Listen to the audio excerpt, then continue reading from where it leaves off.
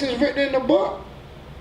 2 Timothy chapter 3 and verse 14. Okay.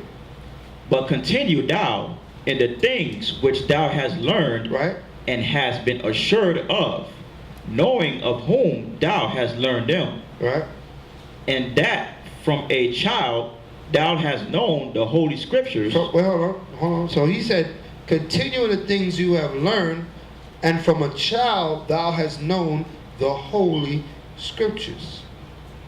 Okay, so what were they taught? They were taught the Torah. They were taught the laws that were called scriptures. Okay, so there's no division in the Spirit of the Most High. Read on. Which are able to make thee wise unto salvation, right, through faith. Come on. Which is in Mashiach Yahweh Shai. Right, so if you go to these scriptures, right, in faith of a Mashiach Yahweh Shai, then it will bring you to the wisdom that you need to have to what? To obtain salvation in the time of our redemption. Very simple. Right? Read on. Verse 16. All scripture is given by inspiration of the Most High. Some scripture. All scripture, right, is given by inspiration of the Most High. That means from Genesis to Revelations, Khan, all scripture is given by inspiration of the Most High. Okay? There's no difference. There's no dividing line in the word of the Most High. Right? Read on. And is profitable for doctrine. And it's profitable to be what? For doctrine. That means what? To follow. It's profitable to follow these things that are written. Okay? Read on.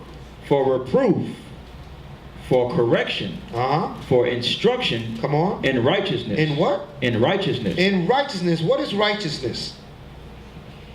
What is righteousness? Somebody give me a definition of righteousness. You say, keeping the law? Prove it. You know I'm asking for scripture.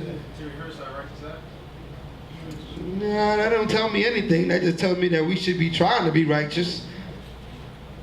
Prove that the law is righteousness. Prove that the law is righteousness. You know where it's at.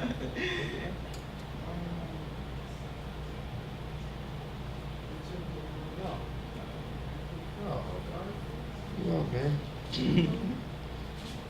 All right, for lack of time. No. That doesn't prove that that's righteousness. Okay.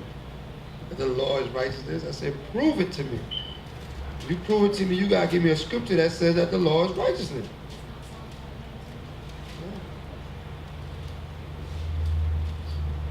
It's not clear yet. It's not coming in clear. It's still coming in a little fuzzy. You got it? Oh, Deuteronomy chapter 6, verse 25. There you go. Deuteronomy chapter 6, verse 25. Deuteronomy 6, verse 25. There you go. That's why we got to come hard and to the point. The book of Deuteronomy, chapter 6, verse 25. Mm-hmm. And it shall be our righteousness, right, if we observe to do all these commandments. You can't argue with that. That's right to the point. And it shall be, I'll read that again. And it shall be our righteousness, right, if we observe to do all these commandments. If we observe to do the commandments, that is righteousness. Now you can go to Psalms 119. Okay? To back that up, but you gotta give me that, you gotta cut to the point. You gotta give me something you can't run around, you can't dodge, you can't evade. It's very clear and concise and to the point. The book of Psalms, chapter 119 and verse 142. Thy righteousness is an everlasting righteousness, and thy law is the truth. And thy law is the truth, right? So that tells you that what? Righteousness is the truth, right? Deuteronomy 6:24 tells you that the law, commandments is righteousness. Okay, so that's the understanding. That's the best way to say it without any rebuttal. Because you cannot rebut, you cannot refute those verses and try to make it mean something else. Right? It's very direct. Okay, so that's why we pull those verses. Okay. All right. So now,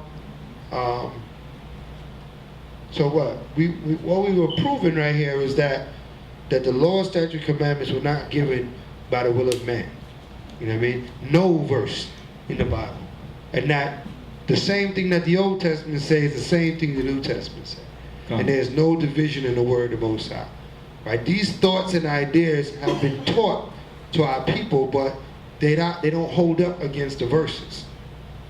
All right? The verses is what we have to depend on to guide us in these last days. That's why we have to know these verses and have to have this truth within our heart and our spirit, that we cannot be misled to believe anything short of that this is the word of the Most High. Give me a call for Amos. Give me Amos.